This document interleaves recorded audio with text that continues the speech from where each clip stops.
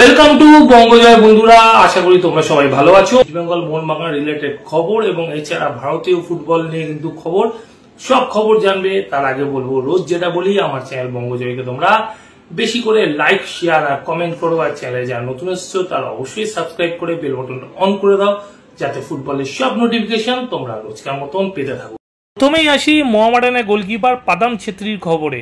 পাদাম ছেত্রী এই মৌসুমে কিন্তু মোহামেডান জার্সি গায়ে আইএসএল এর 17টি ম্যাচ খেলেছে এবং 5টি কিন্তু ক্লিন শিট রেখেছে। তো এই ফুটবলারটির সাথে মোহামেডান স্পোর্টিং এর কিন্তু কন্ট্রাক্ট আছে 2027 সালের মে মাস পর্যন্ত। তো এই গোলকিপারটিকে কিন্তু এই মুহূর্তে আইএসএল এর দুটি ক্লাব অফার দিয়েছে এবং দুটি ক্লাব হলো পাঞ্জাব এফসি এবং Kerala Blasters FC. Punjab FC কিন্তু এবারে বলা যায় আইএসএল এ ডুবেছে শুধুমাত্র গোলকিপারের জন্য, ভালো গোলকিপার না থাকায়। অন্যদিকে কেরালা ব্লাস্টার্সেও কিন্তু সচিন সুরেশের সাবস্টিটিউট ভালো কোনো গোলকিপার ছিল না, তো তারাও কিন্তু ভুগেছে যথেষ্ট। তো এই কারণে দুটি দলই ভালো গোলকিপার খুঁজছে। তো পাদাম ছেত্রী কিন্তু এই মৌসুমে যথেষ্ট ভালো পারফরমেন্স করেছে। তো মোহামেডান হয়তো ভালো খুব একটা রেজাল্ট করতে পারেনি আইএসএলে, কিন্তু পাদাম ছেত্রীর পারফরমেন্স চোখে পড়ার মতন। তো পাদাম ছেত্রী এখন যদি মোহামেডানের চুক্তি ভেঙে অন্য কোনো ক্লাবে যায়, সেক্ষেত্রে মোহামেডানকে কিন্তু ট্রান্সফার ফি দিয়ে পাদাম ছেত্রীকে নিতে হবে অন্য ক্লাবগুলিকে।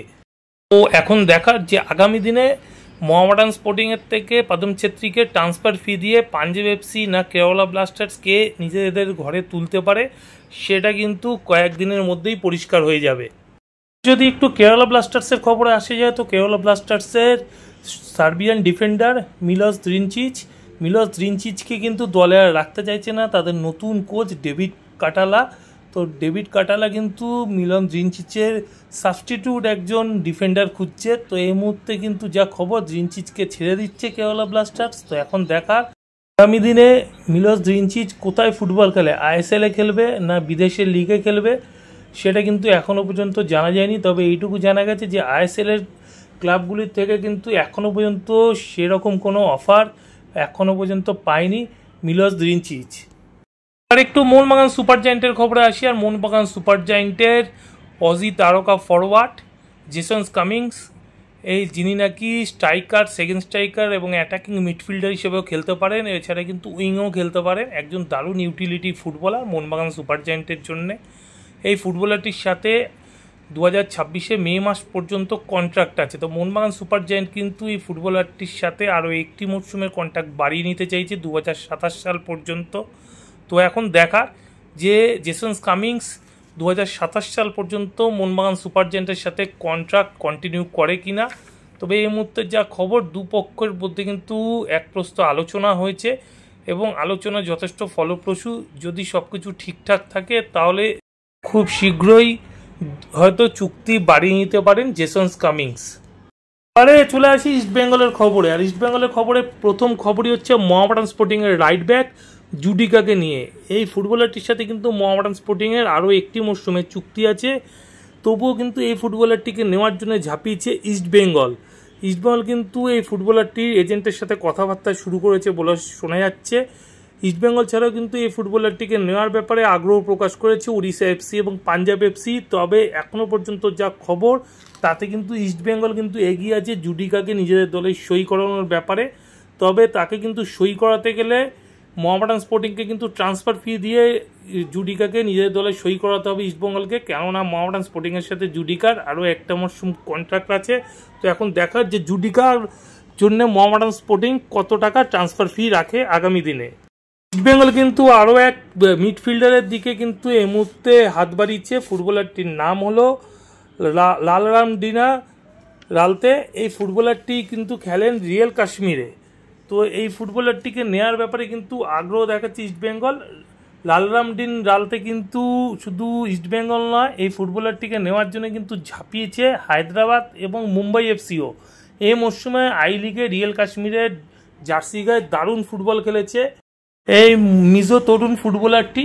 তো সেই জন্য কিন্তু আইএসএলের একাধিক ক্লাব এই ফুটবলারটিকে নিজেদের দলে নিতে চাইছে। তবে এই মুহূর্তে যা খবর, ইস্টবেঙ্গল এই ফুটবলারটিকে পাওয়ার ব্যাপারে কিন্তু অনেকটাই এগিয়ে গিয়েছে। তো আমার পার্সোনালি মনে হয় এই ফুটবলারটি আগামী দিনে কিন্তু ইস্টবেঙ্গলের জন্য অ্যাসেট হতে পারে। বয়স খুবই কম এবং একজন দারুণ মিডফিল্ডার, যথেষ্ট ওয়ার্কলোড নিয়ে ফুটবল খেলে এবং লড়াকু মনোভাব আছে। এই ফুটবলারটি যদি ইস্টবেঙ্গলে আসে তবে ইস্টবেঙ্গলের জন্য কিন্তু ভালো হবে আগামী দিনে।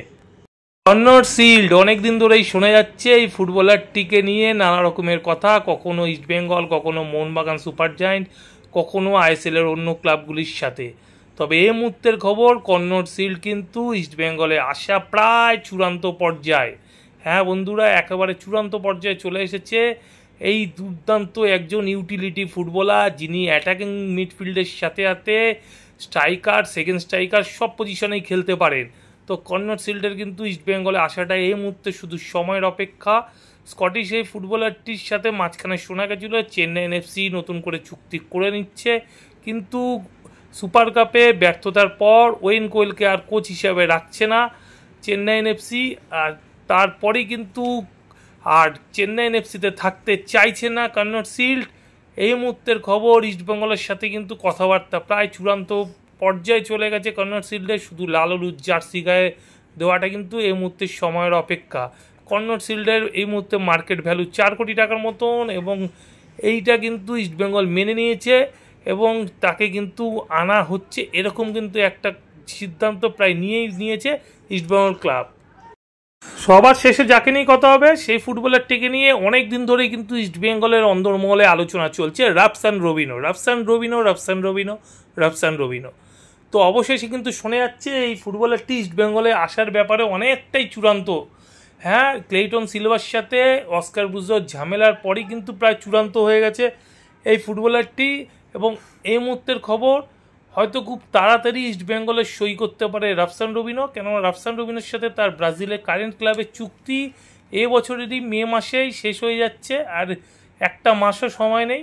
তো তারপরেই নাকি তিনি সই করে দেবেন ইস্টবেঙ্গলে, এরকম কিন্তু একটা খবর বেরিয়ে আসছে। তো আশা করা যায় যে রাফসান রবিনো ইস্টবেঙ্গলে এলে ইস্টবেঙ্গলের মিডফিল্ড বা উইংটা কিন্তু অনেক বেশি শক্তিশালী হবে আগামী দিনে।